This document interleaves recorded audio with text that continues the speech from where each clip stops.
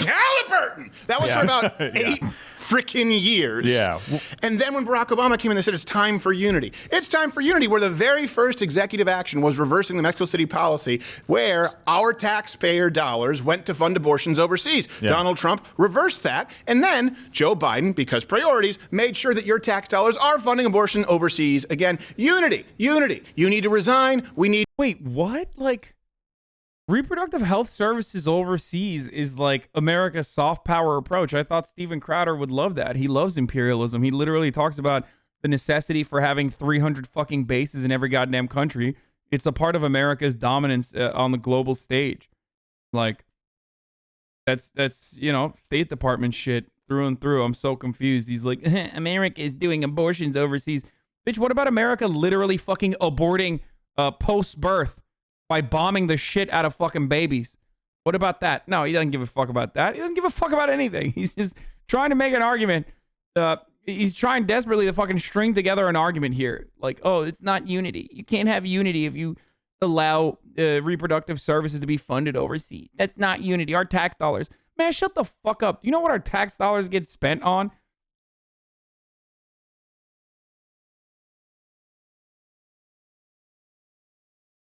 Oh, fuck unity, bitch. This is why I'm saying, like, unity is this. This is unity, okay? Need to impeach. We need to kick them out. And Ted Cruz tried to kill me. Oh, I don't know. I mean, maybe we should unify in telling you to go fornicate yourself with a wire brush. Yeah, oh, there she is right now. Look, CNN talking about AOC. Yeah. And I haven't told many people that in my life. I haven't told many people except all my social media and CNN and my publicist who sent out a press release. So the first person I'm going to tell is everybody. And my turtleneck guy. Yes. On each other. She's just on a pair of tweets following that, the Congresswoman wrote this, quote, "My story isn't the only story. It's just one story of many of those whose lives were endangered at the Capitol by the lies, the threats, and the violence fanned by the cowardice of people who chose personal gain above Oh, come democracy." on. We're gonna take Remember a when break. glasses would make people look smarter? The cowardice. Oh, fucking own, dude. Yo, I love boomer humor, dude. It's so good. Yeah, dude. Imagine wearing glasses, you fucking nerd. Oh, look at me. I can't see. I'm visually impaired. I need glasses. Like, what is this, a fucking Scooby-Doo flick and you're Wanda looking for your goddamn glasses? That shit was funny in 1937, dude. Okay?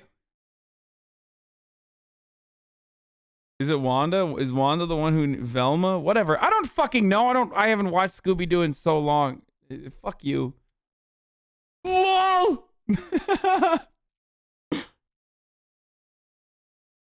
You've made that joke in the past few months? Yes, the joke is how fucking stupid that joke is. It's called irony, dipshit. When I say, wow, you need glasses to read, you fucking nerd, while I literally have glasses on my face, you really need me to describe to you why the joke is me making that joke itself? Listen, you worked as a barmaid and then suckled at the taxpayer teat because you won a race from an incumbent who didn't show up for a debate. You've never taken a risk. You can say what you want about Donald Trump. The guy... Yeah, unlike Steven Crowder, dude, who is comfortably in the pocket of right-wing billionaires, so he can just get away with being the worst broadcaster on the planet, and he'll still have like some sort of upwards momentum. Who's the alcoholic deadbeat divorced dad in the corner of Crowder's office? How'd he get there? His entire peanut gallery is like fucking risked a whole lot for a salary that was $400,000 that hasn't even really been adjusted for inflation. Yeah. He could find $400,000 in his suit jacket pocket that he... I can't hear it. Sorry. This part was a little difficult for those of you. I'm sorry that I didn't turn on the subtitles. You might not have been able to hear what Steven Crowder was saying over the sound of him polishing Donald Trump's boots, his elevator shoes. So you probably didn't hear what he was saying. He was going, but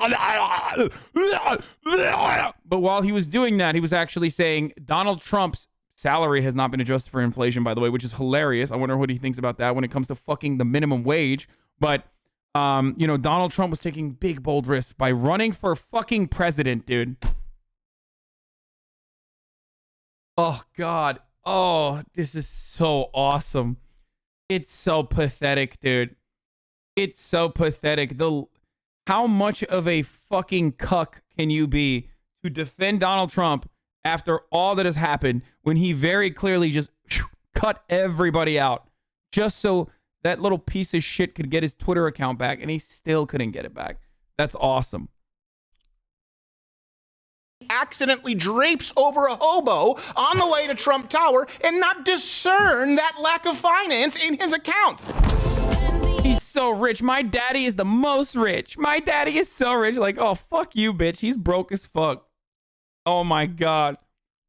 Oh, that's awesome. That's so good. Going out the bat to defend how rich your daddy is.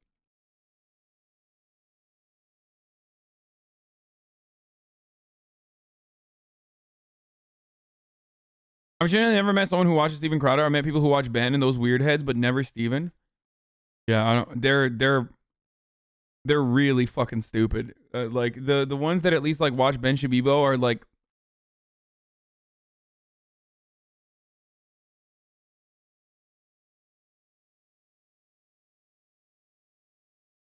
I can't see the Caleb Hull tweet. He blocked me.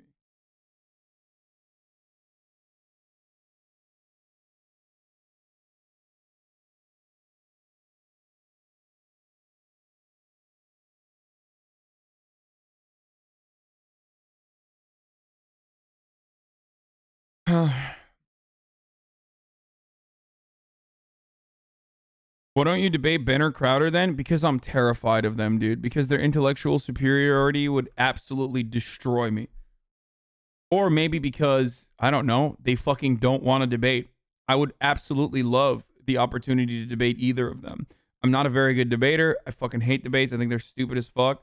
But, like, they're not out there waiting on the opportunity. It's not like they're allowing people to fucking go out and debate them. I'm not a freshman on college campus, so it's a little difficult. They have the tactical training, gear, and... Bro, the Dems said they stole the election before this election and everyone was on the train. No, they didn't. Democrats absolutely did not do the same things that the Republicans did. I hate to have this dance over and over again. We've done it multiple times. 75% of Democrats said that Donald Trump was the president immediately after the election. 75% of Republicans don't believe Joe Biden is the president immediately after the election. There is no fucking comparison here. Hillary Clinton immediately conceded that Donald Trump was the president.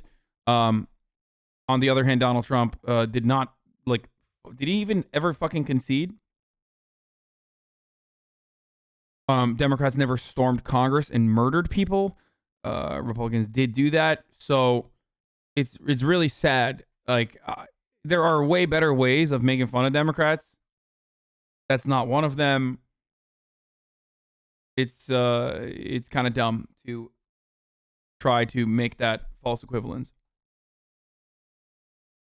Check that chatters. Oh, fuck. I missed what the chatter was. I would love to see.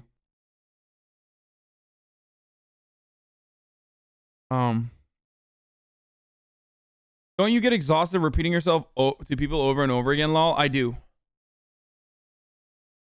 Guns to bring the war home. CNN tracked down 9 of the military veterans who were charged in the Capitol siege. Oh, it's right there. Yeah. This guy is one of the most well-known, a far-right personality known for spouting extremist views. Oh, I gotta run a top of the hour every hour, 6 second. Bro, the Dem said the election is stolen before this election. Oh, never mind. He's just some fucking idiot. He's new here. It's top of the hour every hour. It's time for a 60-second ad break. Have you debate Lord Destiny? No. 3-month sub. Get fucked. Legit every Republican politician and commentator condemned. Debates are for clout, okay? I am very honest about this. If someone is a unique or interesting person and they are clouted the fuck up and they have a broader audience, then sure, I hate it, but I'll still engage in it. But it's purely for entertainment. It's not like an actual place where the best ideas get represented or tested. Your ideas get tested in the metal in the marketplace. That's not how debates are. They're for fucking clout. So yeah, if someone is clouded, yeah, I'll go out and fucking debate them. If they're not, then no, I will not debate them. Why the fuck would I do that? It's so dumb. You can say I'm fucking fearful all you want. I have nothing to gain.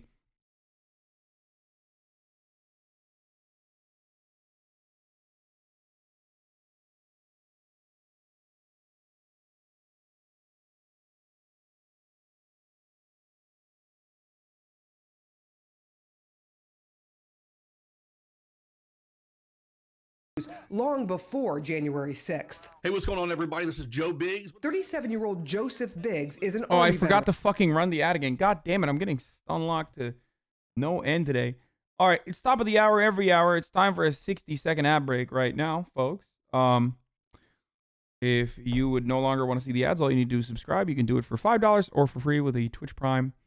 Twitch Prime gives you one free ad a month. Here it is. Here's the ad break right now, folks.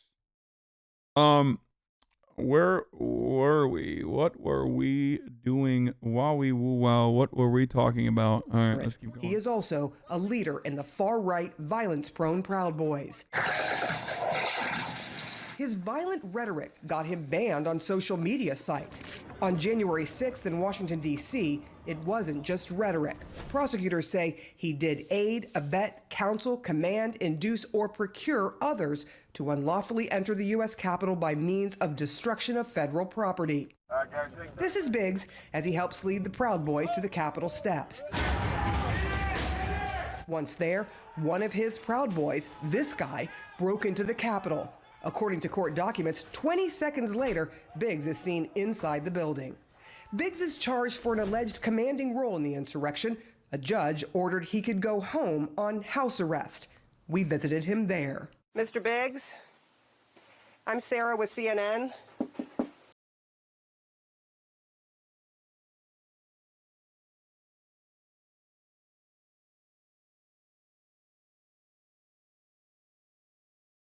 Look, all we want to ask you is whether or not you were in the Capitol on January 6th and what you were doing there.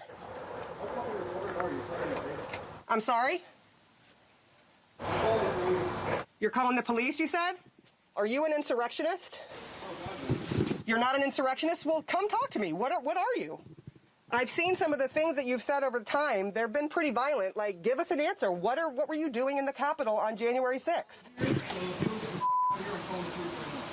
If we don't get the F out of here, you're calling the police. Former Army Captain Gabriel Garcia of Miami, Florida, is also a Proud Boy. He ran as a Republican for state office and lost the vote in 2020. There's people starting to doubt this process. Here he is inside the Capitol and now accused of violent entry and disorderly conduct on Capitol grounds, among other charges. According to the... Why are you saying muted, dude? Shut the fuck up. I'm not fucking muted.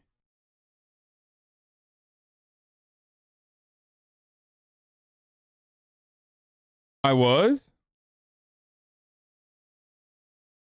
I didn't talk. But I wasn't talking. You're fixed now, but you were...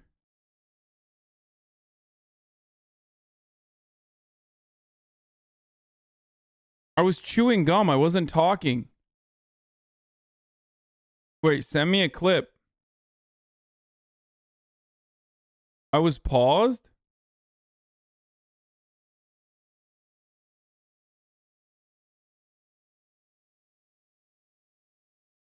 Huh. That's weird. Federal complaint. Garcia posted video. Maybe I was muted. I don't know what happened. Saying, we just went ahead and stormed the Capitol. It's about to get ugly. And that he also called police effing traitors for trying to stop the siege. Time after time, our efforts to get comment were met with calls to police. No comment, leave. Leave. Now. This man was outside the business of insurrectionist I love Stalin, who very famously was not. I love. Why don't you put the second part of Expect that, Ryan dude? Nichols in Who very famously is not an advocate for a surveillance state. Longview, Texas. That's the wrong clip on purpose, by the way. Nichols was not there. I'm calling 911 right now. On the street outside his house, his neighbor confronted us. I'm gonna call the police right now. All right. I don't have an issue with that. Nichols is a former Marine who ended up on Ellen for his work rescuing dogs in hurricanes. He also runs a wholesale business he says has made him a fortune. Hey, Ryan here. I'm the owner and president with Wholesale Universe. I've made millions of dollars on the e-commerce platforms. This is also him in a camo hat at the Capitol. On the right side, his Texas buddy. Dude, I love the working class, dude. I love when the working class is manifesting their economic anxiety. Your boss is stepping down? Who's my boss? Alex Harkrider. Both are military veterans who also ran a nonprofit. Alex and Ryan here. In D.C., the FBI says Nichols sprayed what is believed to be pepper spray in the direction of federal officers trying to restrain the mob. Court documents show. Oh, my boss, Jeff Bezos. Jeff Bezos. I love you, Jeff Bezos. Harkrider posted this on Snapchat. We're in. 2 people killed already. We need all patriots of this country to rally the F up and fight for our freedom, or it's gone forever. They are both charged with conspiracy and assault with a deadly weapon on a federal officer. Former FBI agent Michael German, who spent years undercover in domestic extremist groups, says he's not surprised so many of the rioters are former military. There are many possible reasons for their actions, but one stands out. What we've seen too often is that this kind of ideological militancy is allowed to exist in the military. And there isn't enough effort to root it out and to actually paint it as what it is, an anti-democratic movement, and that's a threat to our security within our security forces. That includes an Army veteran who was awarded a Purple Heart. According to court documents, Joshua Lawler is caught on police body camera video wearing a gas mask at the Capitol, saying, "Yeah, I'm good. Just got gassed and fought with cops. That I never thought would happen." Lawler was released on bond to his home. His father briefly talked to us. I can't tell you anything. Do you know him? Are you his dad, or? Yeah. You are. Is there anything you want to say just on his behalf? No. We also went to The doggo. this accused Texas veteran's home. Guys, I believe you. I believe you. I haven't seen the video, but I believe you, okay? I'm sorry. I'm sorry that I said that I wasn't muted. I believe you. I apologize. Can we move on, please? Out on bond too. Please leave your message for Larry Brock. Air Force veteran Larry Brock is seen dressed for combat inside the Senate chamber, holding zip ties. Brock is the guy in the green helmet. I agree with you, brother, but it's not ours. It belongs to the Vice President of the United States. Authorities say he may have intended to use those to restrain individuals who he saw as enemies, presumably lawmakers, something Brock denied to The New Yorker. 1,000 miles away in Woodstock, Ohio, 2 more military veterans face some of the most serious charges yet in the insurrection, including conspiracy. Overran the Capitol. We're in the Capitol, bro. That's Army veteran Jessica Watkins in the background and former Marine Donovan Crowell in front, both dressed for battle inside the Capitol. Watkins' boyfriend knows them both. What's he like? When drunk, the guy you want to shut up. When sober, the best man you could have. What was she doing? She was supposed to help protect some VIP members within the Trump rally. And then, of course, the Trump said that go protest, and some people took that to mean more than they should have, probably. Crowell was right there with her. So was Thomas Caldwell of Clark County, Virginia. The 3 are the first to be indicted on federal charges of conspiracy, obstruction, and destruction of government property. Caldwell's disdain for Congress made clear before they stormed the Capitol. Every single in there is a traitor. And the guy you... These guys all look like Antifa to me. I tell you what, them Antifa, their tactics are getting crazy, folks. You don't understand. They have infiltrated the Trump movement by becoming chud military veterans and defending and voting for Donald Trump twice. You understand me? You can't trust them. They're still Antifa. Real masters of disguise. You saw there calling lawmakers traitors. Well, Thomas Caldwell himself dabbled a bit in politics. He was actually a delegate to the Clark County, Virginia Republican Convention. Now, we reached out to the attorneys for all 9 of the people who we tried to talk to. None of them had comment. Back to you. Hassan, why are you strawmanning them? My favorite is when people say I'm strawmanning someone when I'm literally directly replying to something that someone is saying in a video, because the implication there is that like reality and what that person is saying is so insane that it must be a straw man. Like, that's always great when people are like, that's a straw man actually. It's like, well, no, he literally fucking said that. Sometimes I am exaggerating and making jokes, but it's pretty funny when people say like, oh, you're strawmanning someone who is like a real person that we are literally reacting to, because the person who defends that by saying it's a straw man understands that it's so fucking ridiculous that it can't be real. It mustn't be real. Yesterday was not dissent. They weren't protesters. They were a riotous mob, insurrectionists, domestic terrorists. We don't have a domestic terrorism law. We don't have many of the tools to battle domestic terrorism. I think it's time that we had a domestic terrorism statute. The people who stormed the Capitol definitely need to face consequences.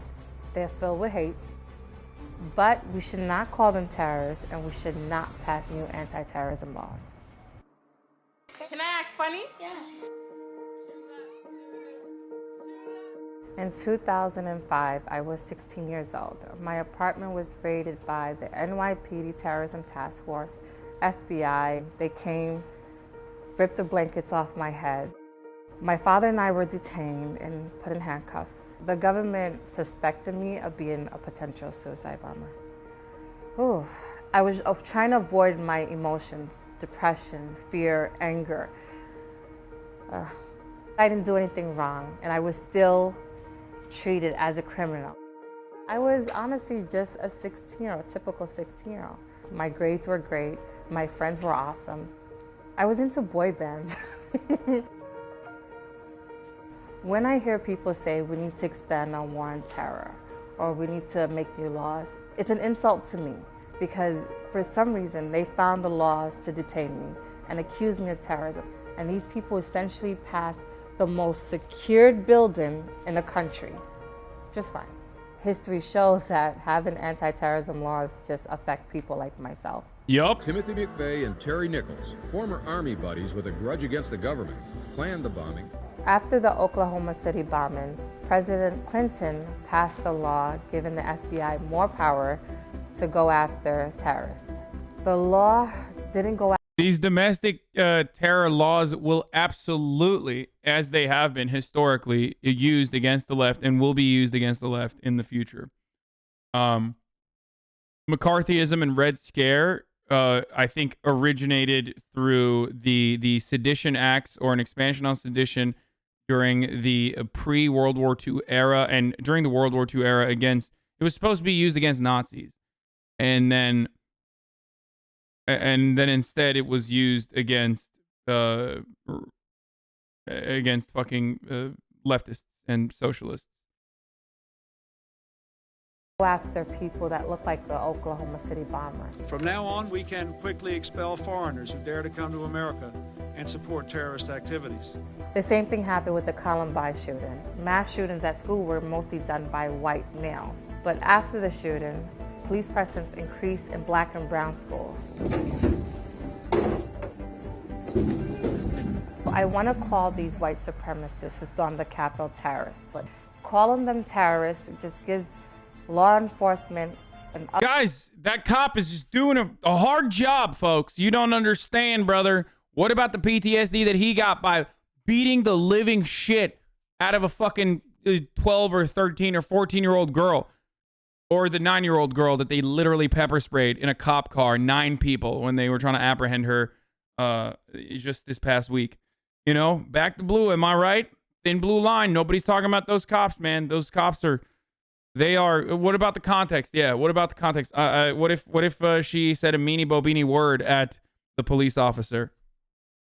You know, mean words can actually rise these cops' blood pressure, and therefore he could have died. So. Other elected officials, the ammunition to call peaceful protesters terrorists. People that look like me, who are brown, Muslims, black, those are the ones who are going to actually be punished. We don't need new laws to deal with white terrorists. The laws are there. It's whether you want to apply to certain people or not. Yeah, it's a good take. I'm not watching this Tucker Carlson shit. Mayor called QAnon Truth Movement under scrutiny by residents.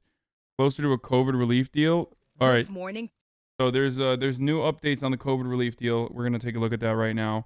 I gotta go and pee real quick. The budget reconciliation process is started with a 50 to 49 vote. In a 50 to 49 vote, the Senate approved the budget resolution that starts the process of reconciliation or passing a bill that cannot be filibustered. Up next, 50 hours of debate and then a long series of votes on amendments called a vote-a-rama. Both sides use vote-a-rama to force either party to vote on politically unfavorable amendments. World's greatest deliberative body and all. Also, folks, Jeff Bezos stepped down. My boss, Jeff Bezos, has stepped down as the CEO of Amazon. He will transition to the role of executive chair. Shouts out to my boss, Jeff Bezos. Amazon is what it is because of invention. We do crazy things together, like absolutely fucking destroying competitive retailers that with incredible predatory pricing that they cannot compete with, steal their fucking intellectual property, and then resell it at a bargain price, or just straight up purchase those retailers ourselves if they refuse to sell. If we can't, either we try to purchase the fucking retailers, or we literally drive down the price and then drive them out of business and then purchase them. That sort of innovative stuff.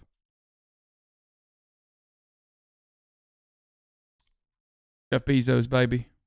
Possible progress in the battle to get. We'll go back to the Jeff Bezos story in a second, but and the floor debate is starting with Bernard Sanders. Moreover, Mr. President, this pandemic has caused there's so much going on. Tens of millions of American workers to lose their jobs through no fault of their own.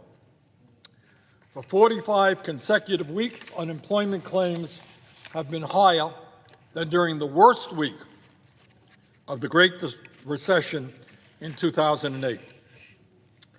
This budget resolution that we are considering now will provide the funding necessary to provide 18 million Americans with $400 a week in supplemental unemployment benefits until the end of September. So if you are watching this, if you're watching TV now because you're unemployed when you'd rather be at work, understand that this bill will extend unemployment $400 on top of the normal unemployment your state provides till the end of September.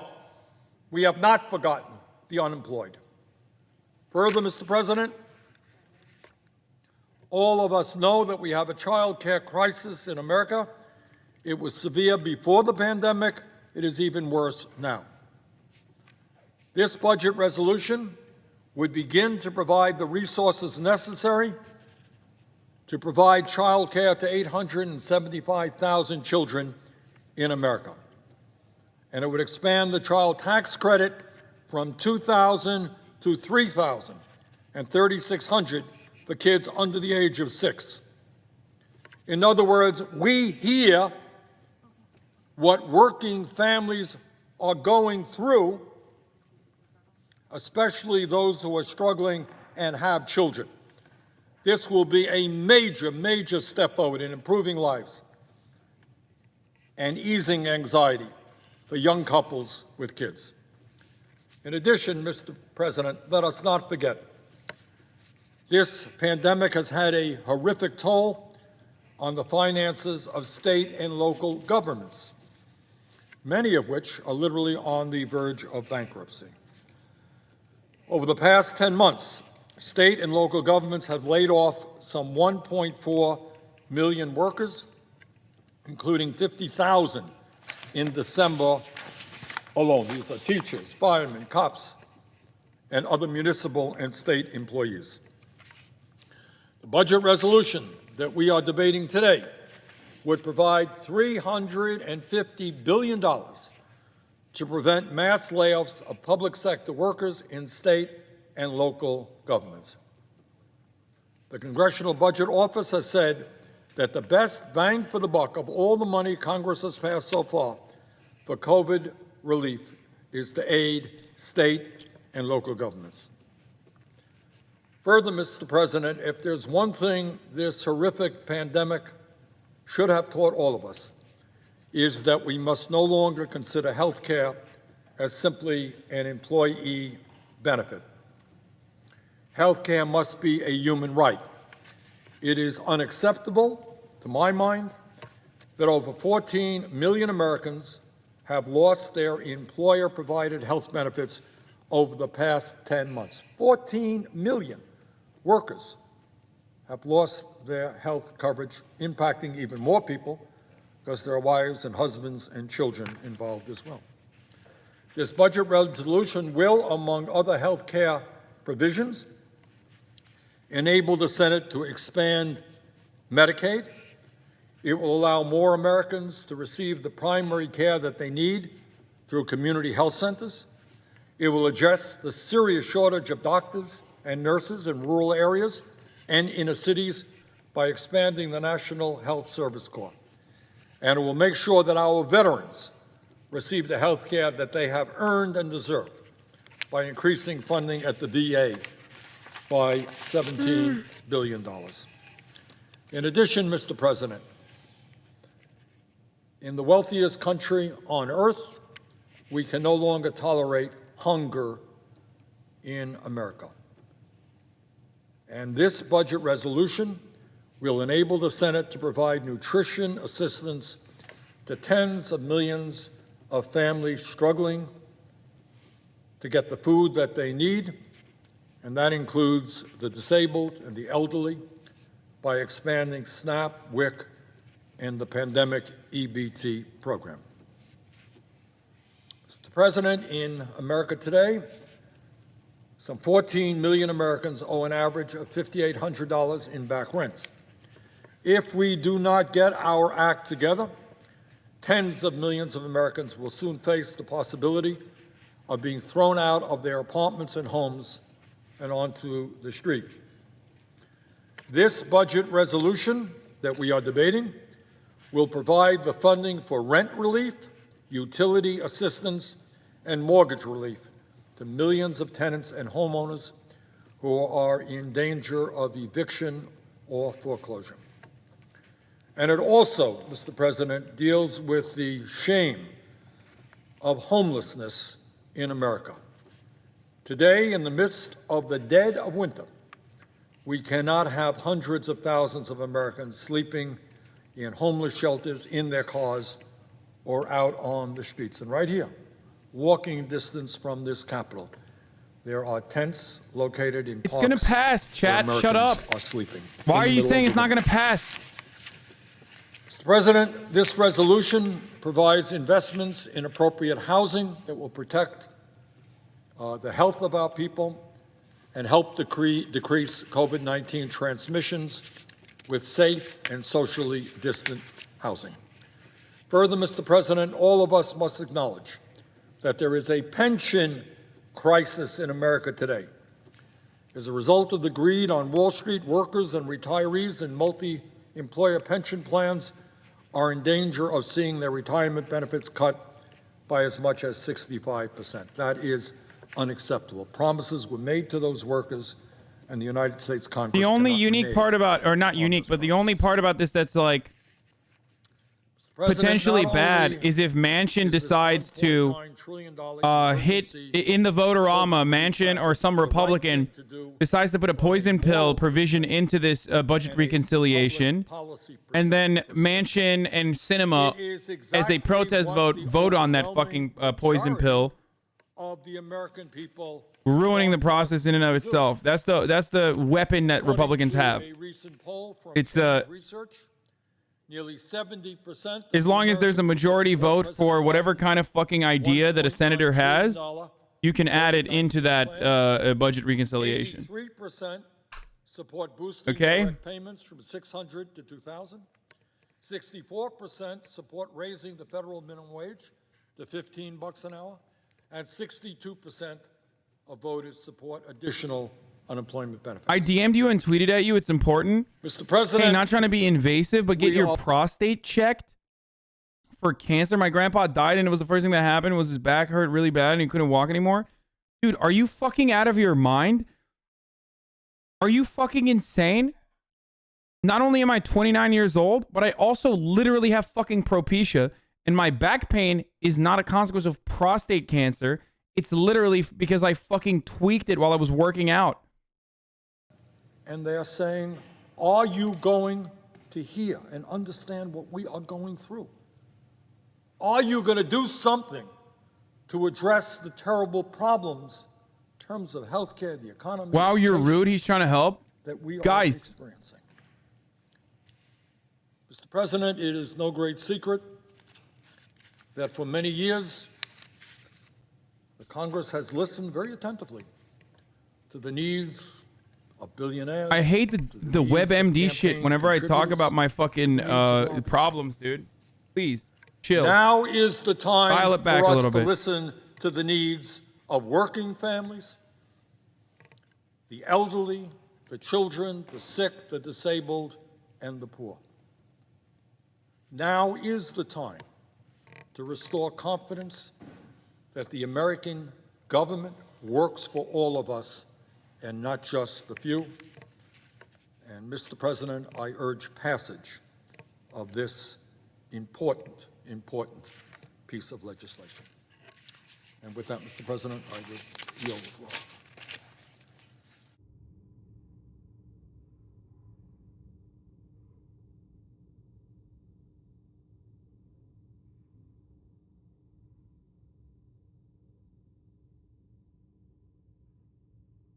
I think you got ligma. Wait, no, I didn't get ligma. I got I'll be sugma. responding to my good friend Senator Sanders. Oh, here we go. Deficit apparently I'll be hawks, the baby. ranking Let's member on go. budget. You'll Love be it, the chairman, dude. and I Love look it. forward to Learn to finding live some with it. common Learn to ground where we fucking can. celebrate it. Today is not that day, but hope springs eternal. There are things that I think I got we can do on the sugma. budget Oh, committee that you would were be asking good me for what the country. sugma is? It's So called here's the other side of the sugma story. balls, dude. About a year ago, a little over a year ago, the pandemic coming out of China is detected, the COVID, on the west coast of the United States. And it has just done a number on us as a nation. Over 440,000 people have died from COVID-related infections. And we finally got vaccines. They're in the pipeline. We need to get them out quicker. But I do believe that the vaccines are going to help us a lot. And to the American people who have been suffering, I think better days lie ahead, but we're not there yet. But here's what's different. February the 2nd, 2021, things changed. Up until now, we've been able as a Congress and with the White House to pass things together regarding COVID. So we've passed over $4 trillion of COVID relief in a bipartisan fashion up until today. Yeah, shut the fuck Now, how up. was that done? You had a Republican Shut up, president, bitch. President Trump, Shut up. working with a Democratic-controlled House and a Republican-controlled Senate beginning of January, I guess March of last year.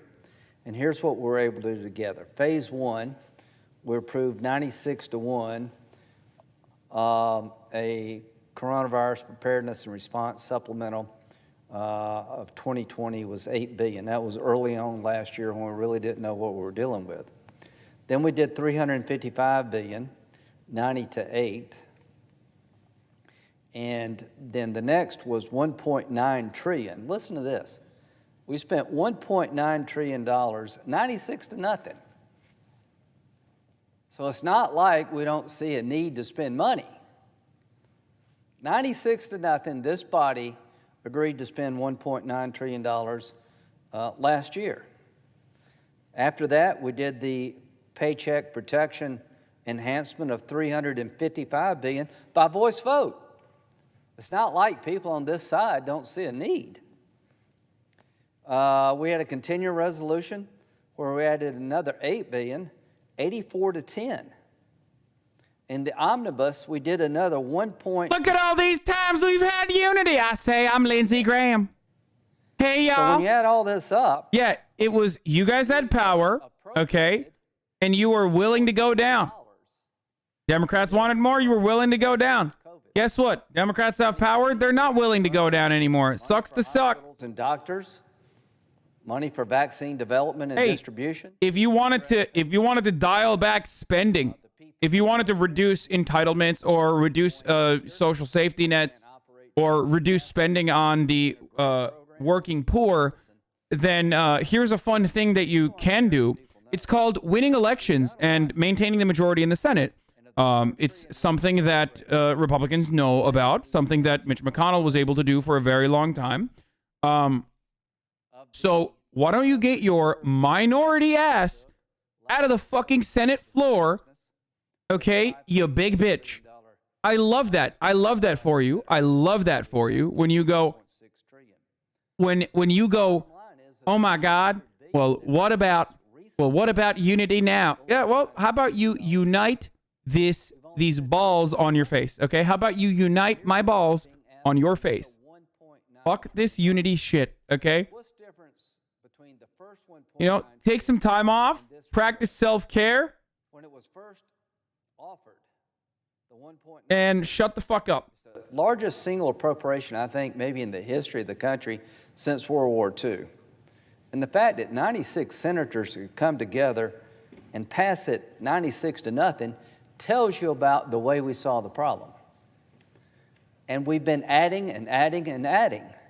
Now we're to a point where the Biden administration is proposing $1.9 trillion of additional spending. We haven't spent the money we've allocated, nowhere near the money we've allocated. And you've got a bipartisan group of Republicans, 10, that went to the White House yesterday and said, what about a little over $600 billion?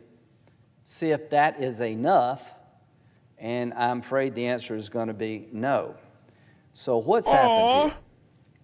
Democratic colleagues, they won the White He's House, sad. and Biden is president. Listen, that means we're going to give poor people $400 extra, and I don't like that. Democratic-controlled body. Can we not give poor people $400 extra per person? Can we please not do that? What if I ask nicely? Last 20 years.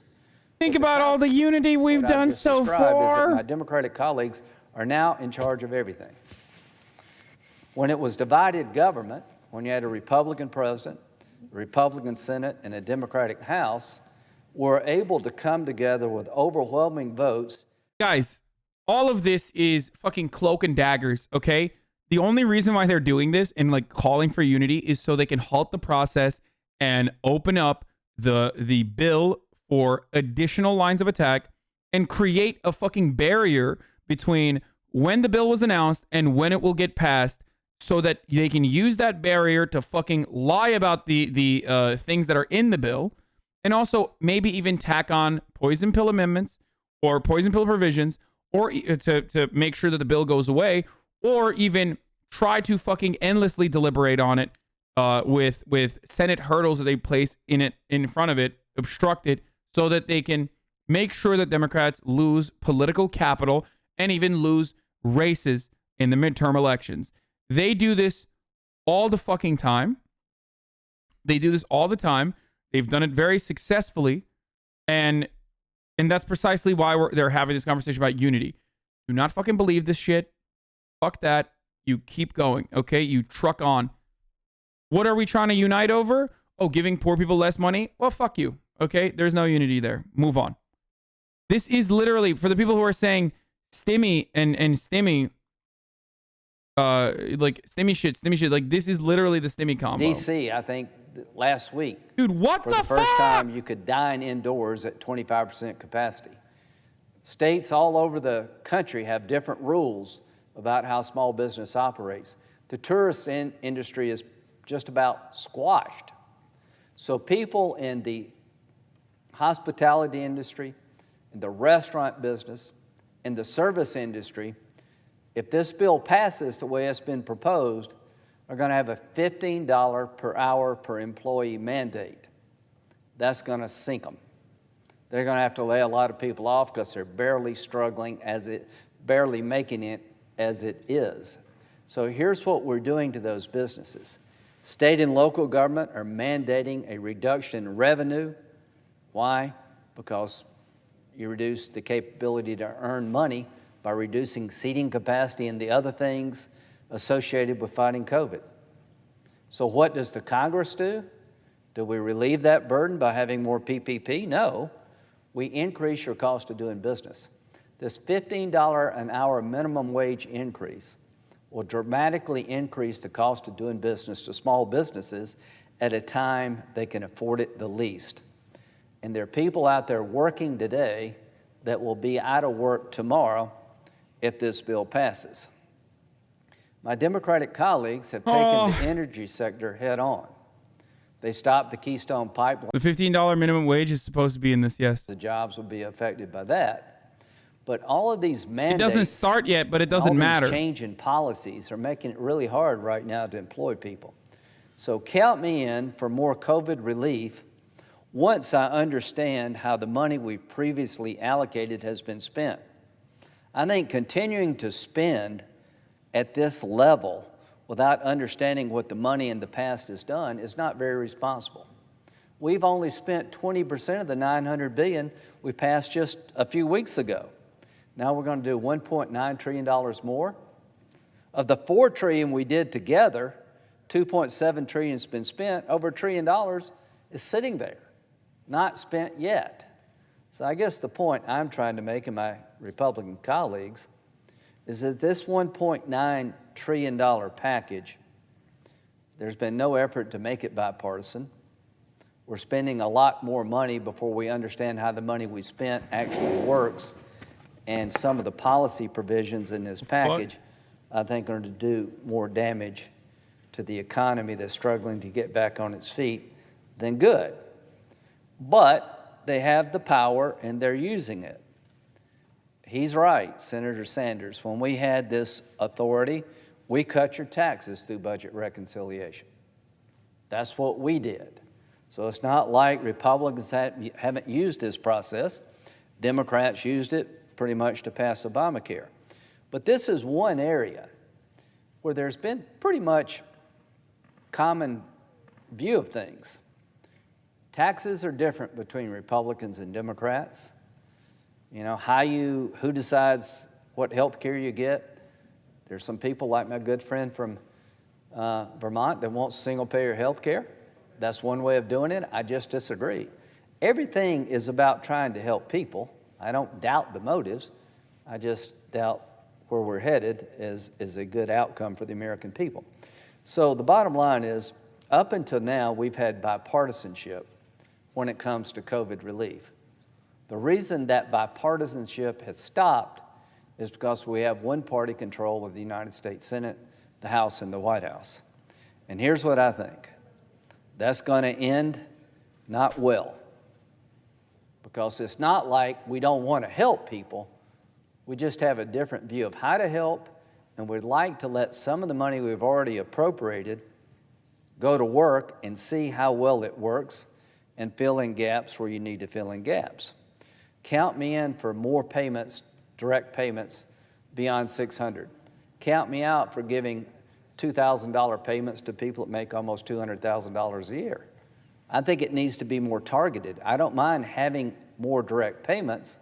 I'd like to make it less targeted. And I don't mind discussing raising the minimum wage when the COVID problem passes and we get back on our feet. Well, good thing that the minimum wage is not going to be raised tomorrow, I guess, even though it should be. And I do believe that this $1.9 trillion package is going to do more harm than good to the American economy. And the reason we're having this debate, the way we're having this debate, is because they have unlimited power, my Democratic colleagues. You've chosen to do this.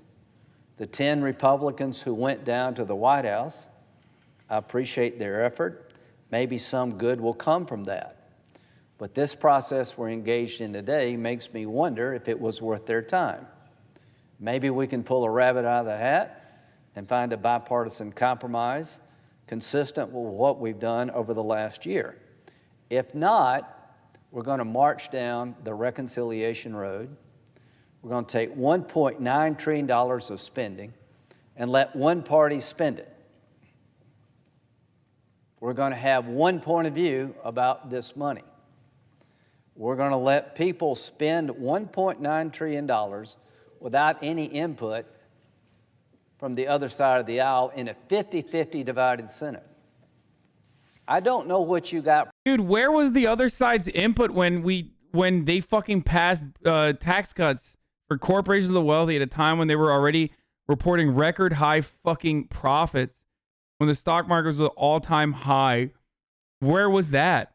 Like, there was no fucking deliberation. They did it overnight with like a fucking 4,000 page bill that they just rammed through the goddamn Senate immediately.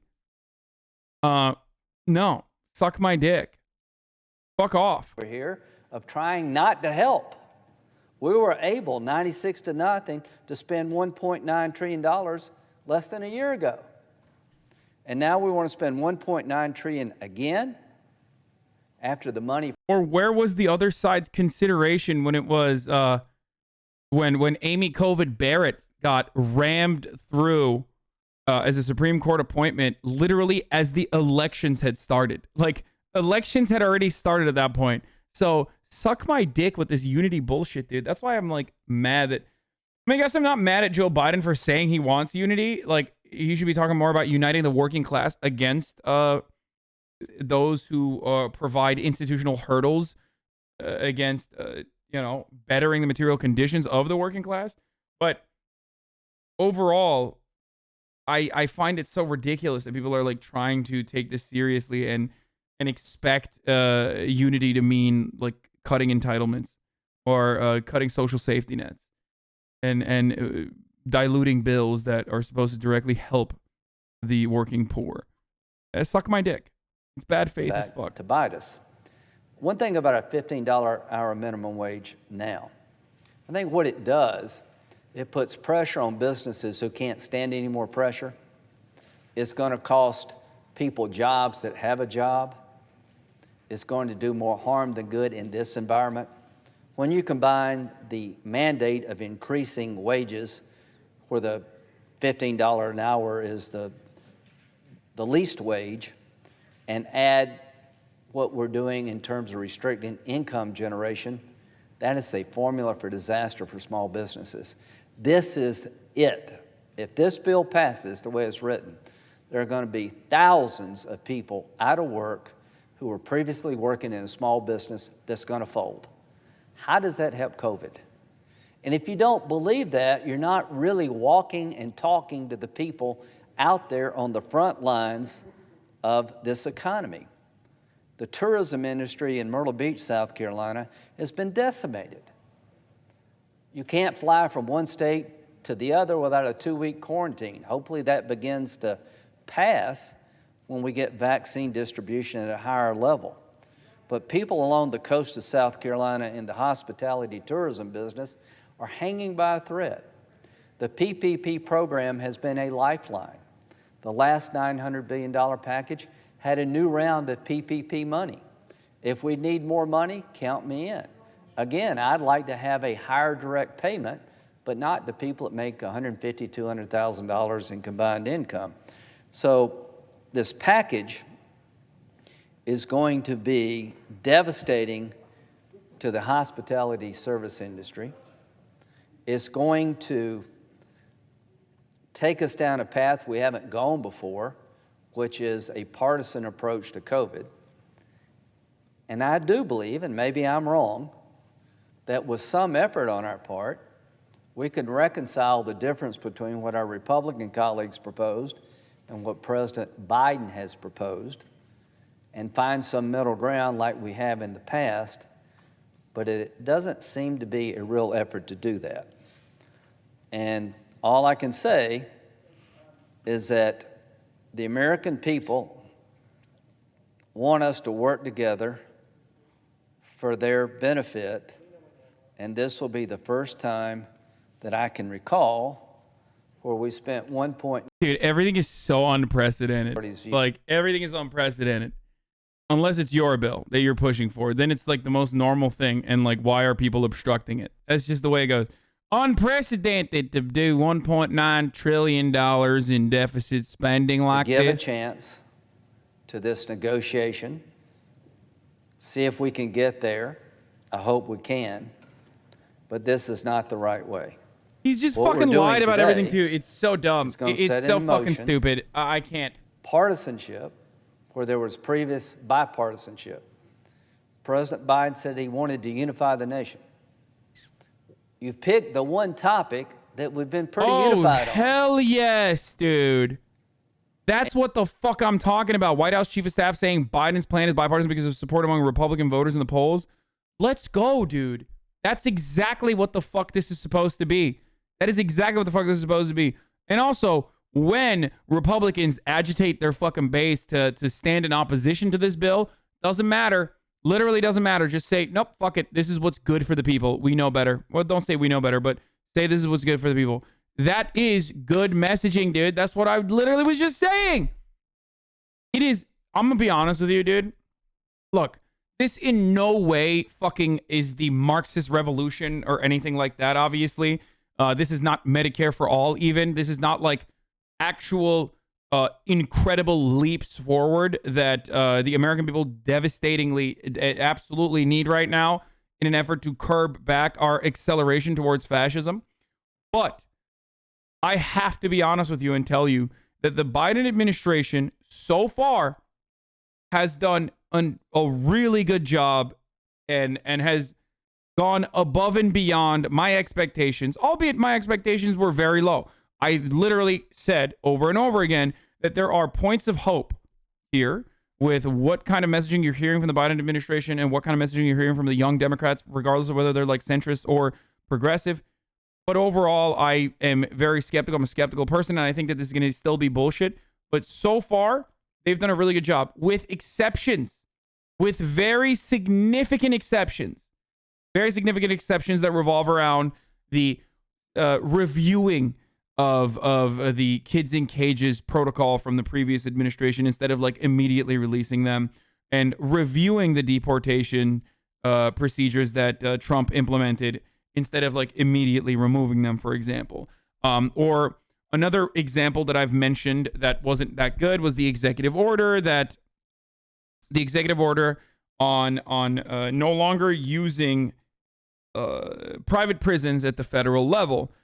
That was a Obama era policy that they were supposed to re-implement. But while they were re-implementing that policy, they low-key, suspiciously carved out a part that dictated that ICE facilities and Department of Homeland Security facilities can still utilize private prisons. Well, okay, private prisons are already a minuscule proportion of the entire problem.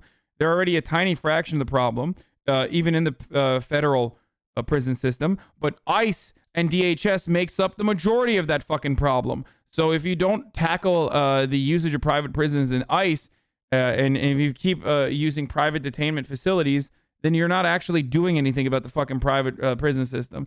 So those are definitely areas that need significant improvement. But beyond that, you can't do that with executive orders. Wrong. Yes, you fucking can. You are wrong. Obama literally did it. You could literally do that. Then why the fuck would you sign an executive order if it literally doesn't mean anything? Okay? Then why would you even sign an executive order? You absolutely can and do have the power to control what happens when it comes to immigration at the federal level. You genuinely could, you genuinely did not need to carve out an exception for ICE.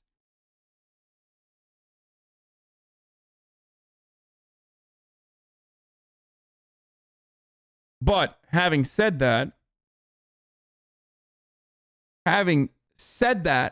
my friends,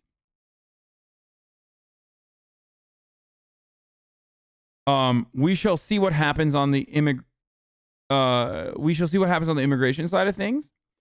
But as far as this budget reconciliation goes, as far as like utilizing that immediately, as far as this restructuring and reframing of the messaging on like unity doesn't mean like fucking uniting with dipshit Republican politicians, but instead uniting with Americans. That stuff is very good. It's very good. It's unlike what Democrats have done in the past. And I am surprised.